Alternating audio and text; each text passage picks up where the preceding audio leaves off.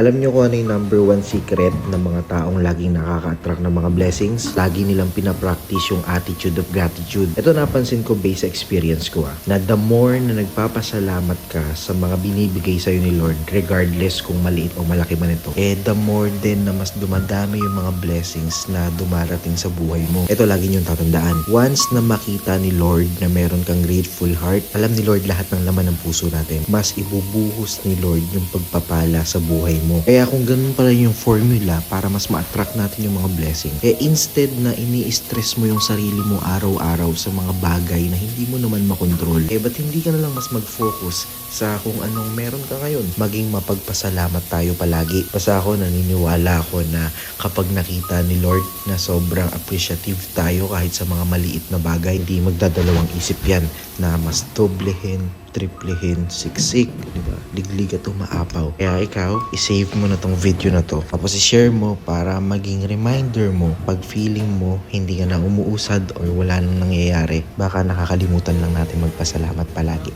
Follow me for more.